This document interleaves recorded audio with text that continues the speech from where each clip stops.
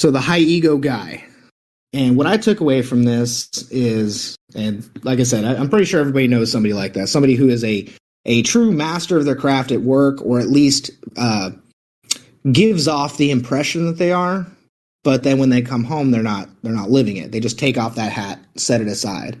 You know, maybe it would be the guy who you seem as perfect because he's got the big ego and he drives the fast cars and he's in that position, but you don't know that maybe he's an alcoholic, or maybe he's, you know, he doesn't talk to his kids, or, you know, his wife's halfway across the world. I mean, there's all kinds of different things that can go with that high ego and that, I hate using the term fakeness, but a falsehood, a projection, hoping that it becomes reality.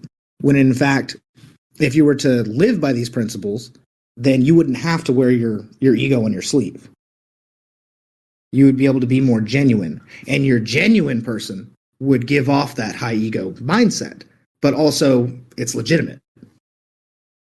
The old ideal of the alpha male, kind of, yeah, you think of the alpha Chad meme, or a guy who's working out every day and he's going to fight that guy for his girl, and he's going to go hunt the buffalo, and he's going to bring back all the meat to the cave. That is the alpha. That is a man I want to be.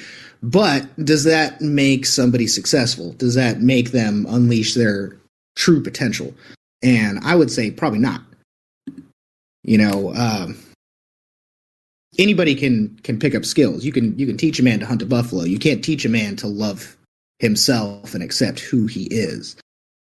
And us in the veteran community, at least personally for me, there's always a lot of pressure to hold in your emotions. You know, you don't want to appear as the weak guy. You don't want to get caught going to behavioral health counseling because you're more shook up about a certain experience versus what somebody else may have had.